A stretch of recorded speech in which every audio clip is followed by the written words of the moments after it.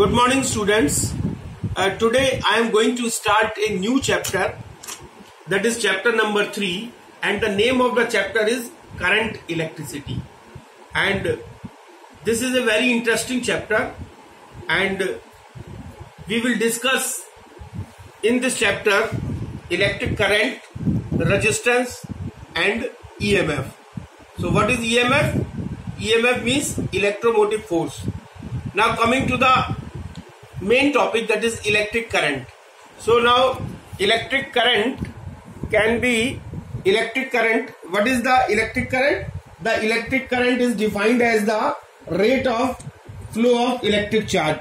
So electric current is the rate of flow of electric charge through a conductor or conducting wire, and it is denoted by I. This current is denoted by I, and I is equal to total charge flowing divided by time taken. So now if Q is the charge flowing through a conductor through any cross section in time t, then I can be given by I is equal to Q upon T. This is equation first. And if dq charge is flowing through a small time dt, then through any cross section of conductor, then I is equal to dq upon dt. And this also we know that Q is equal to NE, and this Q is equal to NE, and this is equation number 2.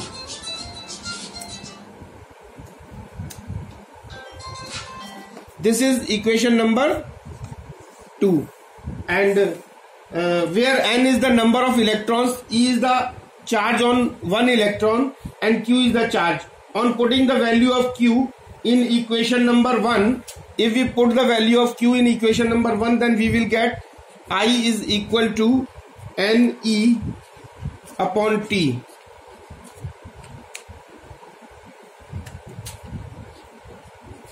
I is equal to NE upon T, and this is equation number 3. Now coming to the next point, that is direction of current.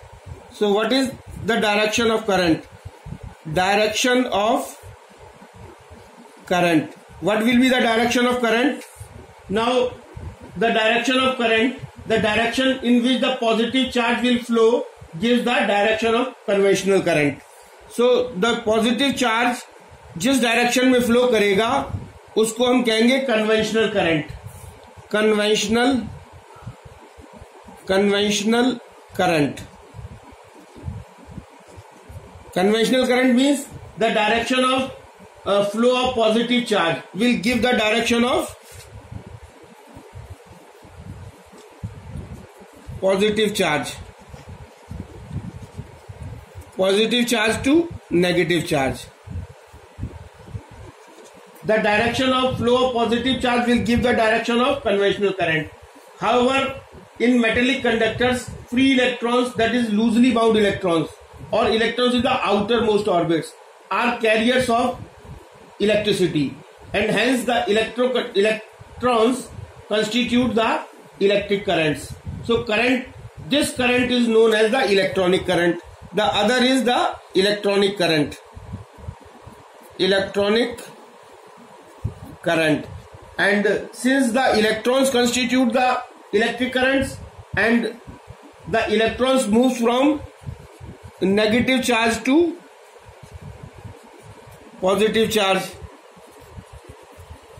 so this is known as electronic current, and the direction of the conventional current is opposite to the electronic current. Since the electric current is having both magnitude as well as direction, so it should be a vector quantity. Here one question arises that the electric current is having both magnitude as well as the direction, so it should be a vector quantity, but actually it is a scalar quantity. And the reason is that the law of ordinary algebra are used to add electric current. The law of vector algebra do not apply to the addition of electric currents. That's why it is a scalar quantity, not the vector quantity. And the unit of electric current, what is the unit of electric current? That is I. and the SI unit of electric current is the SI unit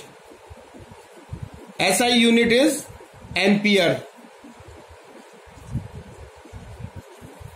The SI unit of electric current is ampere and is denoted by capital A.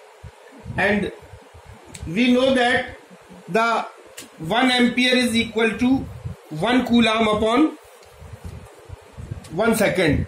As I is equal to Q upon T, then 1 ampere is equal to 1 coulomb upon 1 second. So 1 ampere is the current. What is the 1 ampere current? The current through a wire is called 1 ampere. The current through a wire is called 1 ampere if 1 coulomb of charge is flowing through any cross section of the conductor for a 1 second. And electric current in a conductor or flow of charge in a conductor. Now electric current in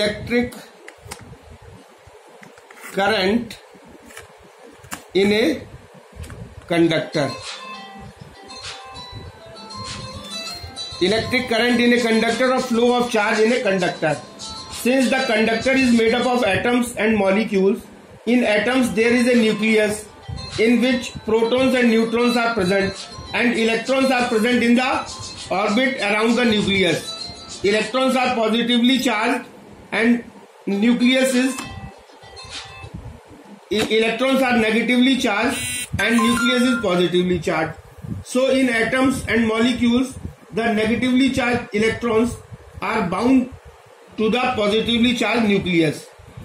That means they are not free to move. However, in some materials, the atoms or materials are so close to each other that the electrons are no longer remain attached to the individual nuclei, and these loosely bound electrons are known as free electrons. So free electrons are the loosely bound electrons. Free electrons are the loosely bound electrons which are free to move, and such materials are called conductors.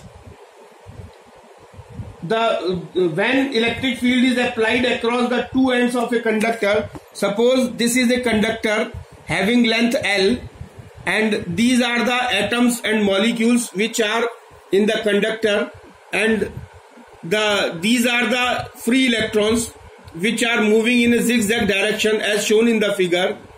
And when this conductor is connected with a cell or a battery, and a potential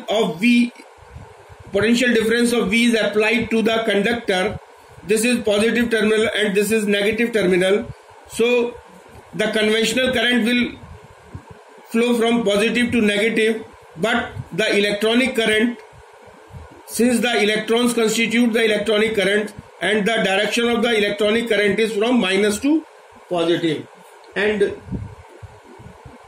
when the electric field is applied across the two ends of a conductor as shown in the figure, the free electrons begin to move under the action of the electric field. These free electrons will begin to move under the action of the electric field.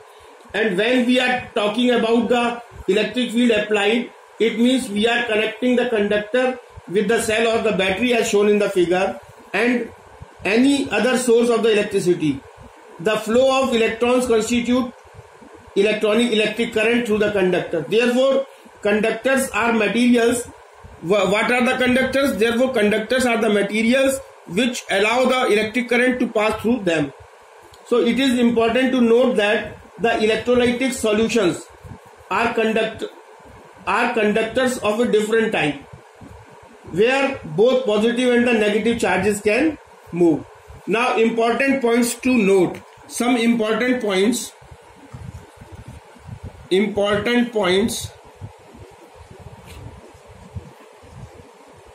to note. So there are some few important points to note are that the current that flows from a higher potential, that means from positive charge to the negative charge, is called the conventional current. The positive terminal is considered to be a higher potential, negative terminal is considered to be a lower potential, and the conventional current is flowing from positive to negative charge. The electric current which flow during the lightning is of the order of tens of thousands of ampere, while the current in our nerves are merely in microampere.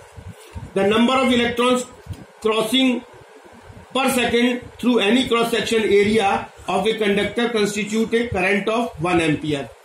And if we consider one free electrons in one atom, then the number of free electrons in 1 meter cube of a conductor is about 10 to the power 29 electrons. So now, drift of electrons and the origin of resistivity or drift velocity. The next point is drift velocity. Drift velocity. Drift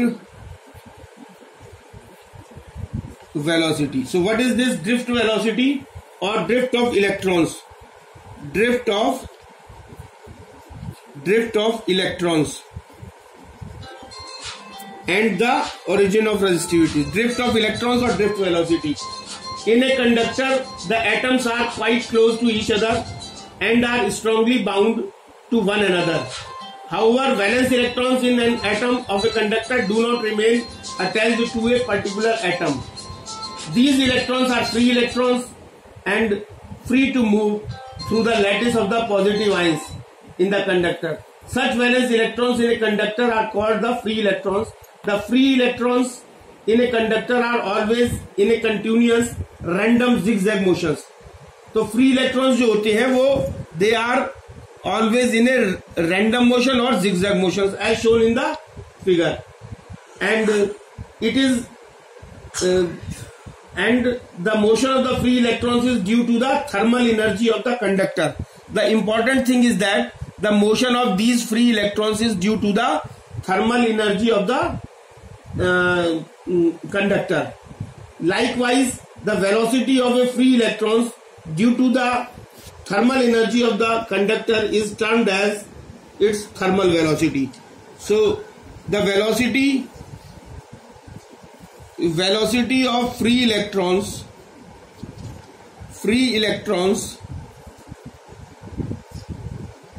due to the thermal energy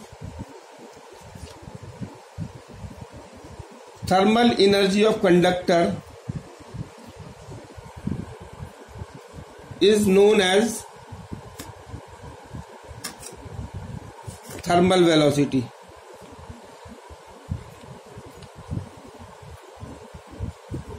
Thermal velocity. So what is this thermal velocity? That the velocity of free electrons due to the thermal energy of a conductor is known as the thermal velocity and is usually very large. It is usually very large. Further, the number of free electrons in a conductor is very, very large. So due to their random motion, the free electrons keep on suffering collisions with the positive ions. So these free electrons, due to the motion of the free electrons, they are suffering with the collisions and with the positive ions in the conductor so frequently that the net flow of electrons in any particular direction is zero. So they are collided with these electrons are collided with the positive ions, and the net flow of electrons is in any particular direction is zero. In other words, average thermal velocity of the free electrons in a conductor is zero. Average thermal velocity of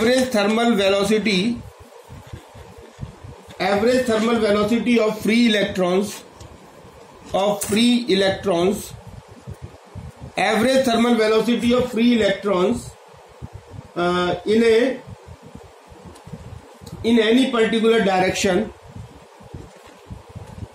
of free electrons in a conductor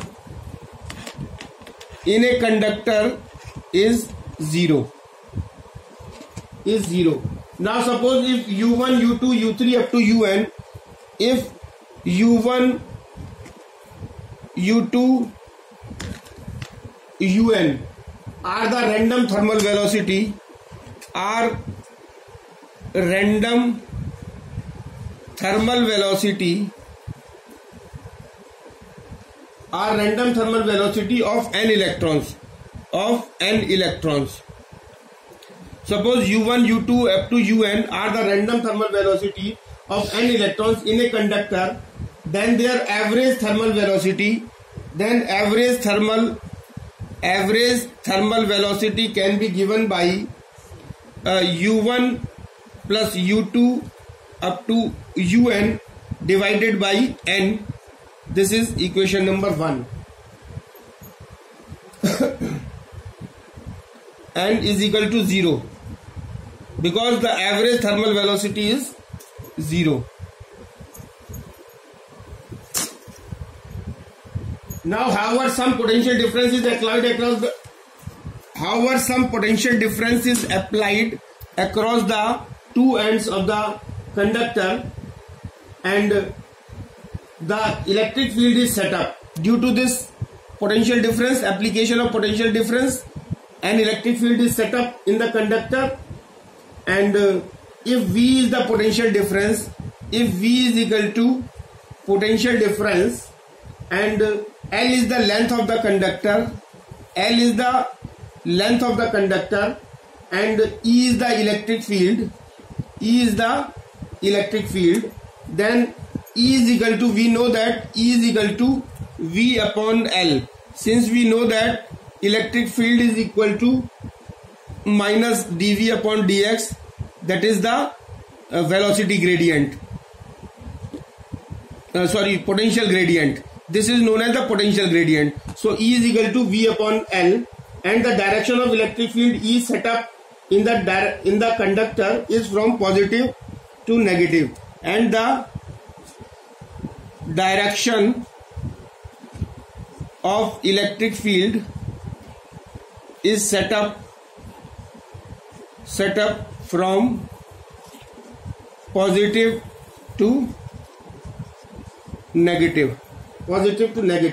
Since charge of the electron is E, and each free electrons in the conductor will experience force, charge on the electron is E, and each electron will experience a force F. So F can be given by F is equal to minus E into E.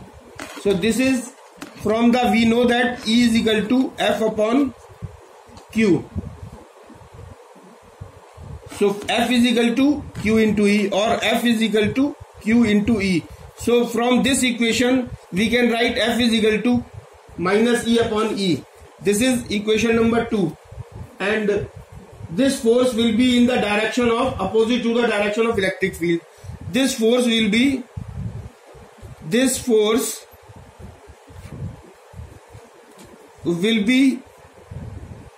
in the direction opposite to the electrical field. This force is in opposite to the direction of electric field.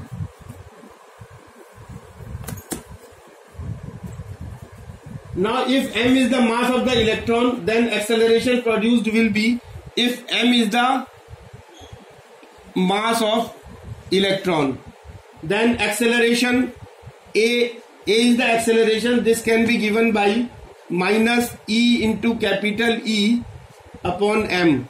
This is from F is equal to ma, and A is equal to F upon m.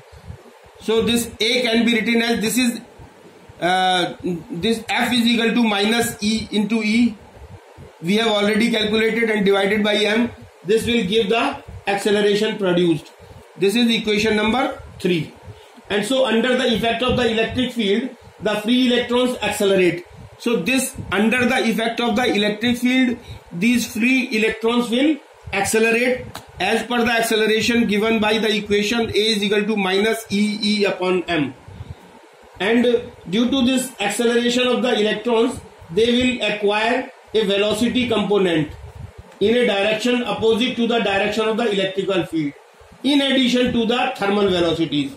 So this will accelerate the electrons, and this will the electrons will acquire a velocity component in the direction opposite to the direction of the electrical field, in addition to the thermal velocities. However, the gain in velocity of an electron due to electric field takes place only for a very short time. This gain of electrical field, this gain of velocity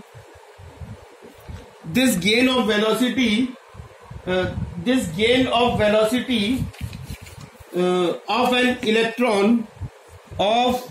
an electron will take place due to electric field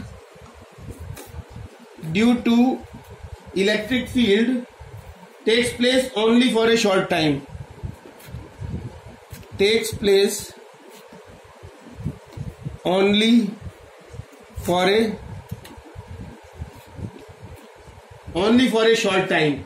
So it is because as the electron accelerates, it gets scattered or deflected on suffering collisions against the positive ions in the conductor, and this is because this short time is due to because the electrons gets collided with the positive ions of the conductor, and due to this collision these free electrons scattered or spread in the or deflected in the different directions, and the electron then starts afresh with a random thermal velocity, and they restart to move with a random thermal velocity. The short time for which a free electron accelerates before it undergoes a collision with the positive ions in the conductor is called the relaxation time, and this short time is known as the relaxation time. Therefore, if an electron having random thermal velocity u, this is random thermal velocity, accelerate for a and the time is taken as t, this is acceleration, this is time t, before it suffers a collision, then it will attain a velocity if v1 is equal to u1 plus at1. This is from equation v is equal to u plus at, motion of the equation. Okay, this is the end of the topic, and thank you very much.